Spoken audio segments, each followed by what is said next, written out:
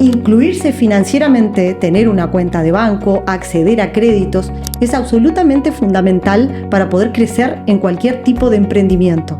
Que cuando alguien emprende, emprenda correctamente. Por supuesto que ingresar dinero al banco tiene que ver con la justificación, y esto está directamente ligado con tener una empresa en regla. Otro de los delitos precedentes de lavado de activos es el contrabando. La ley de lavado de activos no funciona con montos. Lo que funciona es que el efectivo tiene que estar justificado siempre, digamos. Exactamente, la utilización de efectivo realmente es de riesgo alto.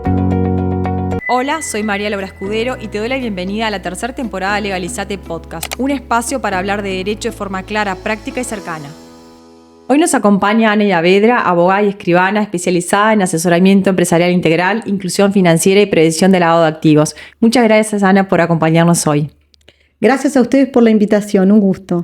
Bueno, hoy vamos a estar hablando de estos temas que impactan mucho en las empresas. Se habla mucho de inclusión financiera y lavado de activos, pero parece como que es un tema lejano o que es un tema que solo compete a las grandes empresas. ¿Qué pensás o qué nos podés decir de esto a personas que nos están escuchando, que son emprendedores o que son empresarios o que tienen una pyme? Bueno, es sumamente importante el tema y es además sumamente interesante. Primero que nada, la inclusión financiera es algo que no solo a nivel personal de todas las personas de Uruguay, sino que a nivel empresarial es fundamental, porque incluirse financieramente, tener una cuenta de banco, acceder a créditos, es absolutamente fundamental para poder crecer en cualquier tipo de emprendimiento. No importa el tamaño del emprendimiento. Además, cuando uno emprende, por lo general comienza con muy poco y va creciendo. Bueno, comenzar bien, sobre todo bien asesorado y tratando de obtener los mejores beneficios de ese asesoramiento, y para eso no solo es importante contar con el asesoramiento desde el punto de vista contable, sino que también es sumamente interesante e importante contar con el asesoramiento legal, porque esos errores por falta de conocimiento o por no asesoramiento son los que de repente cuestan el emprendimiento, incluso el emprendimiento entero. Entonces es muy importante obtener un crédito, respetar el lineamiento del banco respecto de las obligaciones que uno tiene que tener con respecto de ese banco, y ahí entra, además de la inclusión financiera, entra el tema del lavado de activos. Bien. Es absolutamente importante a nivel internacional que el país como país esté incluido, que además, tenemos un montón de convenios internacionales, pertenecemos al Gafi, estamos relacionados con la OCDE, y necesitamos como país cumplir con ese tipo de obligaciones para no estar en listas que después nos impidan tener un relacionamiento internacional, económico, comercial, que vengan personas a poner dinero en nuestras pymes, en nuestras empresas. Entonces es sumamente importante que cuando alguien emprende, emprenda correctamente. Tanto que respete todo el lineamiento y la normativa del banco para tener el crédito, obtener primero la cuenta, después obtener un crédito y después obtener un crédito mejor. Todo eso es sumamente importante. El cumplimiento tributario, tener la empresa adecuada para emprender, es muy importante comenzar con el modelo empresarial adecuado, ¿verdad? Claro. Primero, para no pagar más tributos de los necesarios, porque es fundamental al principio, cuando uno emprende, ahorrar lo máximo que se pueda. La competitividad es tal que es necesario tener ese tipo de información previa. Y bueno, por supuesto que ingresar dinero al banco tiene que ver con la justificación de ese ingreso, y esto está directamente ligado con tener una empresa en regla, una empresa que en realidad tenga, desde el punto de vista jurídico, el formato, que necesite y deba tener, que a su vez pague los impuestos que deba pagar, que haga las declaraciones que deba hacer. ¿Para qué? Para después tener y poder presentar en cualquier institución de intermediación financiera y obtener evidentemente una calificación que le va a ser absolutamente esencial a los efectos del crecimiento. Claro, eso ahí me sacaste la segunda pregunta que te iba a hacer, era que es ¿qué tan importante es para las pequeñas empresas operar dentro del sistema y no seguir en el camino de la informalidad. Justo me estabas hablando de todo esto, o sea que identificás como aparte del tema de lavado, la parte de obtener financiamiento y demás, que es bien importante. Muchas veces las empresas, sin saberlo, terminan involucradas en temas de lavado o financiación o asistencia al lavado, ¿no? ¿Y cuáles son algunos de los errores más comunes que tú ves en el día a día de las empresas en este tema? Bueno, primero es muy importante el asesoramiento, como decía, de en realidad qué empresa se tiene. Y después, bueno, el cumplimiento normativo, porque recordemos que la ley de lavado de activos, que ahora tanto la ley de inclusión financiera como la ley de lavado de activos están en las conversaciones diarias porque se acaba de modificar, ¿verdad? Ambas leyes han sufrido, ahora el 20 de abril comenzó a regir la última modificación a la ley de inclusión financiera y a la ley de lavado de activos. Sobre todo la ley de inclusión financiera modificó los topes en el uso respecto de los pagos de cualquier negocio u operación y los limitó a 200.000 UI y o al 5% del monto total del pago hasta un tope también de 450.000 UI. Todos recordaremos que en el 2018, el 1 de abril, cuando comenzaron a regir estos artículos, en aquella época,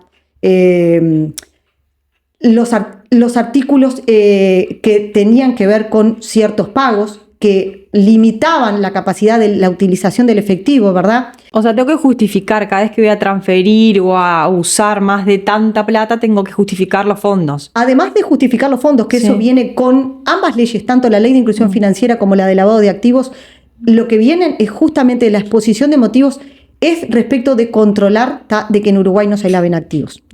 El uso del efectivo, lo que hace justamente, cuando en realidad queda limitado, trata de evitar que se laven activos mediante la utilización del efectivo. Recordemos que al principio, como yo te decía, la ley de inclusión financiera es del 2014. Allá por el 1 de abril del 2018 comenzaron a regir 4 artículos que en realidad regulaban este tipo de pagos que yo te vengo a comentar ahora. Después la ley de urgente consideración lo que hizo fue ampliar esos montos que eran muy exiguos en aquella oportunidad y que generaban muchísimos problemas a los efectos de los emprendimientos y de los pagos de esos emprendimientos. Ahí se amplió el monto a 1 millón de unidades indexadas. Ahora, el 20 de abril de este año, del 2026, se vuelve a limitar esa utilización de efectivo en todos los pagos. En todos los pagos de operaciones y de negocios jurídicos. Y 200.000 UI evidentemente es un monto muy pequeño. Entonces, cualquier tipo de operación que tenga que ver con un inmueble, por ejemplo, por lo general ya supera las 200.000 UI. Entonces, es muy importante tener en cuenta de que, no estar dentro del sistema y no utilizar el sistema financiero a los efectos de los ingresos de tanto personales como empresariales, lo que puede ocasionar es que después, cuando uno intente utilizar esos fondos realmente, se vea limitado a los efectos de la justificación, y ahí es lo que viene la ley de lavado de activos. Es sumamente importante que la población entera entienda que hay sujetos obligados financieros como los bancos que van a controlar cuando nosotros ingresamos el origen de los fondos de esos ingresos al banco, y a su vez después hay unos cuantos sujetos obligados no financieros dentro de los cuales están los escribanos públicos y que también tienen que controlar cuando son sujetos obligados, ¿verdad? Primero, para tener un cliente, los sujetos obligados están obligados a realizar, una debida diligencia. Esto se basa en riesgos, ¿verdad? Todos los sujetos obligados están obligados a tener una matriz de riesgos y a saber realmente cómo cumplir, cómo se lavan activos en su país, en su lugar, y cuidarse, ¿verdad? De eso se llama, cuando alguien habla de una matriz de riesgo, lo que trata es justamente de no ser objeto de que otra persona venga y lave activos. Claro. Bueno, es muy importante para la población y sobre todo para los propios emprendedores, que entiendan que justificar es el tipo de fondos que van a utilizar en cualquier pago o negocio jurídico, va a ser fundamental para poder obtener el bien que intentan adquirir, transferir el dinero que intentan transferir, tener ingresos en los bancos. O sea, tanto los bancos como los escribanos y unos cuantos más, sujetos obligados no financieros, necesitan hacerles ese tipo de preguntas y necesitan obtener información documental del origen de esos fondos a los efectos de funcionar. Cuanto más claro estén ese tipo de cuestiones en la empresa, cuanto más clara la tengan las personas físicas, y más dentro de los sistemas estén, más fácil van a adquirir más créditos, van a tener más posibilidades de tener cuentas en más bancos y van a tener obviamente mejores oportunidades y posibilidades de utilizar ese dinero a los efectos de ampliar la empresa, adquirir bienes para la empresa, para sí mismo. Y hay que tener un cuidado muy, muy importante en cuanto a que tanto la ley de inclusión financiera como la ley de lavado de activos prevén que, digamos, se tocan con el derecho penal. La propia ley de lavado de activos prevé un montón de delitos, el delito de lavado de activos autónomo y después un montón de delitos precedentes. Pero el más importante de todos, sobre todo de los operadores del derecho, es el de la asistencia al lavado. Entonces hay que tener muchísimo cuidado por eso es que la población tiene que estar sensibilizada en cuanto a que se deben de cumplir con estas normativas para que después realmente no haya problemas penales, ¿verdad? ¿Y qué es asistencia al lavado? Por ejemplo, para el que nos está escuchando y no tiene ni idea de esto. Ahí está. Bueno, asistir al lavado, primero hay que saber las formas en las que se lavan activos, ¿verdad? Y bueno, todos sabemos que para lavar activos es el origen del dinero no es lícito y hay determinadas etapas por las cuales pasa ese dinero ilícito que va entrando al sistema económico de cualquier país y dependiendo de cuántas, digamos, operaciones vaya teniendo hasta terminar de ingresar al circuito corriente, ¿verdad? De terminar de ingresar a un banco, por ejemplo, o a una compraventa de un inmueble, dependiendo de todos esos pasos, ¿verdad? Bueno, lo que tenemos que tener cuidado es de no asistir a alguien que está haciendo esto realmente o porque le prestamos la empresa, a los efectos de o nos reunimos con personas y los tomamos de socios o nos tratamos con personas que de verdad el origen de sus fondos no está claro. Y recibir capital, por ejemplo. Exactamente. O puede tener algún tipo de cuestionamiento y realmente después nos podemos ver implicados en tener que comparecer a determinados lugares que no nos van a servir como empresarios ni hablar, y obviamente tampoco le va a servir a ninguno de los profesionales que trabaja para nosotros, realmente, digamos, hacer ese tipo de operaciones. Entonces hay que tener muchísimo cuidado de ser muy cristalino en el momento de operar con fondos y saber cuál es el origen de esos fondos. Bien. Y dentro de los delitos precedentes hay que tener muchísimo cuidado también de no caer en la defraudación tributaria. La defraudación tributaria es un delito de peligro, o sea, no es que uno tiene que defraudar al fisco directamente,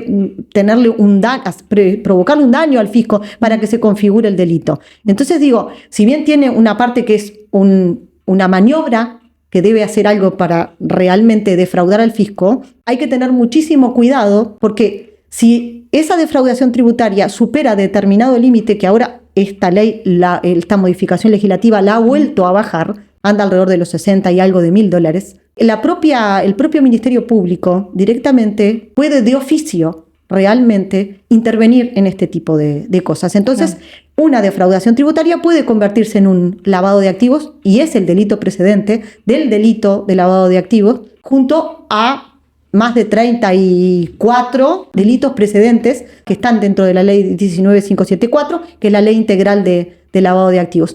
Y, por ejemplo, otro de los delitos precedentes de lavado de activos es el contrabando. El monto del contrabando realmente también es muy, pero muy bajo. Entonces hay que tener muchísimo cuidado cuando uno se reúne con otras personas, cuando en realidad no es tan claro el origen de esos fondos que uno va a utilizar en una empresa. Realmente tanto los bancos como los profesionales, con posterioridad, cuando vayamos a querer utilizarlos, nos van a pedir realmente esa justificación. Y eso puede hacer que realmente esta empresa que tanto nos costó crear o que en realidad estamos creando y queremos que mejore, ¿verdad? Se complique justamente porque sin asesoramiento, sin saberlo, nos podemos realmente complicar la vida con estos temas. Y me gustaría preguntarte, porque venimos hablando de modificaciones y cambios, ¿cuáles son para ti el principal cambio de la ley que rige a partir de ahora, o los 2 principales o 3 principales cambios que tenemos que tener en cuenta?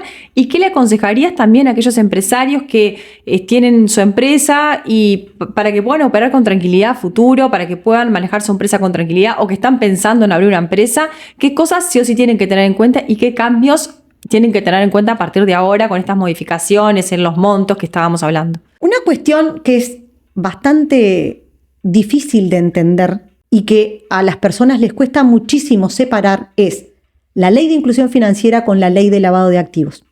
Dijimos que ambas tienen que ver con evitar el lavado de activos. Ahora, la ley de inclusión financiera, la modificación actual que tiene es solamente en el artículo 35 y baja el monto de la utilización en todos los pagos, tantos en negocios jurídicos como en entregas de dinero, las baja de 1 millón de UI a 200.000 UI y o un 5% del monto total de la operación, ¿verdad? Con un tope de 450.000 UI. Para que nos entendamos, las 200.000 UI son alrededor de, no sé, 29, 30.000 dólares. A mí no me gusta dar este tipo de conversiones porque esto se hace convirtiendo el monto de la operación a la UI del primero del mes en el cual se hace.